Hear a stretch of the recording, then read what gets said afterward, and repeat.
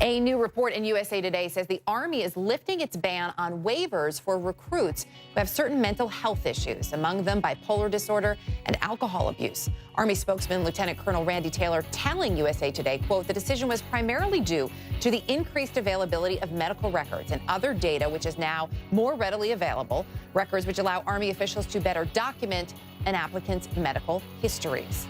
According to the paper, the Army did not respond to a specific question about how many waivers, if any, were issued. So why the change in policy? And are there potential risks here? Stephen Razor is a former JAG officer who is now a criminal defense attorney and joins us on the story.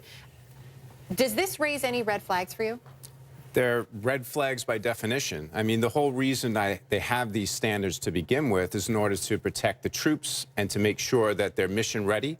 They can complete the mission. There won't be any interference to those things. Now, when someone has a mental health condition, they could certainly address those things, and they can get past them, and they can integrate into civilian life. The issue you have here is that when you're taking an individual and putting them in a high-stress environment, like a combat zone, for instance, those type of issues tend to resurface. Not in every case, but in many cases.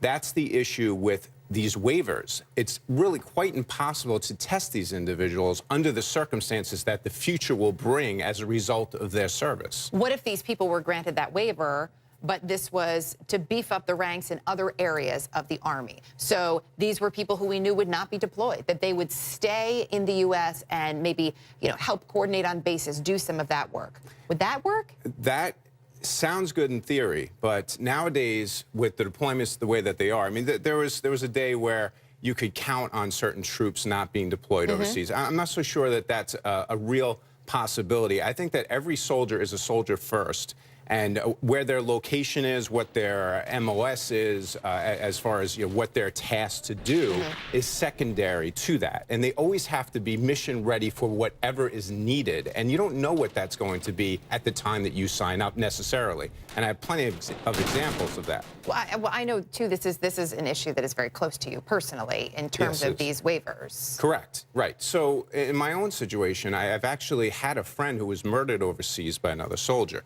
A soldier who got into the military as a result of a mental health waiver.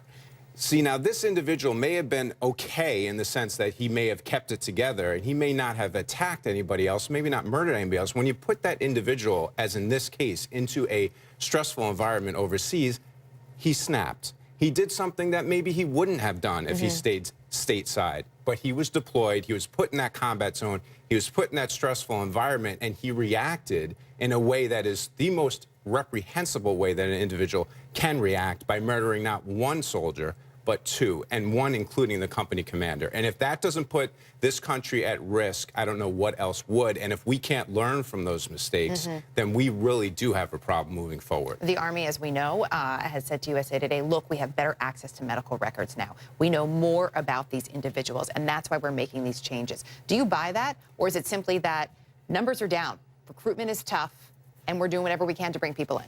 Sure, I think the latter. I think it's very clear that this is a repeat of what we saw in the Iraq invasion period, 2003, going forward, when these waivers were granted very readily. We're seeing a repeat of that now. I think that they have to address the underlying issues here, which is it's not worth building up the numbers by lowering the standards, because there's going to be blowback for those decisions. We'll continue to stay on it. CNN has reached out as well, and we will keep the folks at home updated as well. Thank you. Always appreciate your insight. Thank you. I appreciate you as well. Thank you.